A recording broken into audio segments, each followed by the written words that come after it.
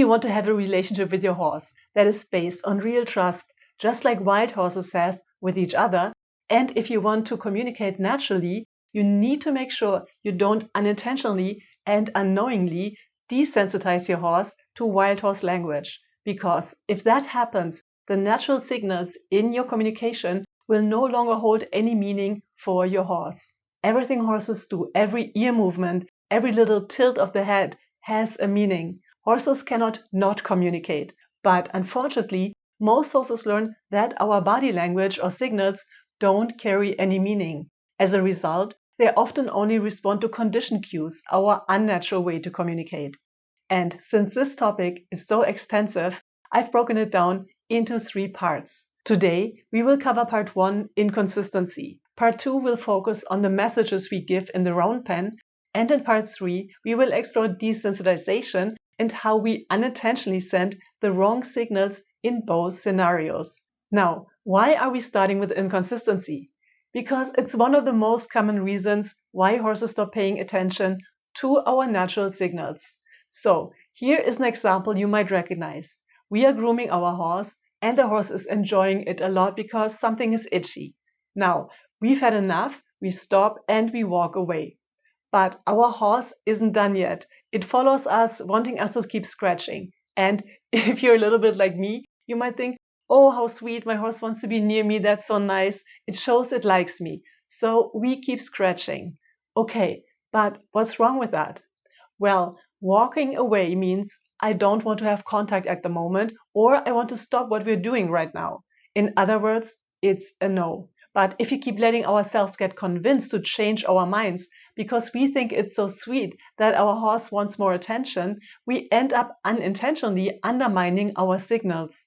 This weakens an important part of our conversation, and it will make it harder in the future to communicate naturally using wild horse language. So, what should we do? As hard as it might feel, if you've made a decision to say no, then stick to it. At least for a little while, maybe 5 to 10 minutes. Just do something else.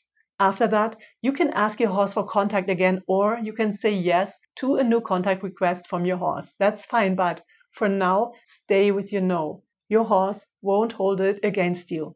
Does this mean we should never listen to our horse and always impose our will? No, absolutely not. It's unfortunately much more complicated than that.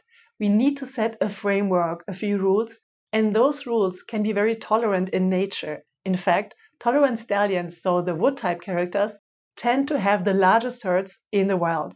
So having this character trait is actually a very good thing. But tolerance also means that while a lot may be allowed up to a certain point, when a no does come, we really need to mean it. That's why we need to think carefully before saying no. We can go along with a lot of what our horse suggests and be open to their ideas, but once we say no, it needs to stay a no at least for a while. Otherwise, we lose trust, and every interaction with our horse is an opportunity to build trust or to damage it. Which brings us to the question, do we only want to pull our horse into our world, or are we open to meet them in theirs? For me, I'd much rather step into my horse's world because their world is simply more beautiful. The only thing we need to keep in mind then is that we must learn how horses truly behave in nature and what their signals mean for a real conversation. So, if you want to know more, please subscribe to my channel. And if you're even more curious, feel free to download my guide. And if you really want to dive in, check out my new intro series where I share a lot about natural horse language. You will find all the links in the pinned comment below. Please also let me know what you think about this topic in the comments. I can't wait to hear from you. Thank you and see you next time.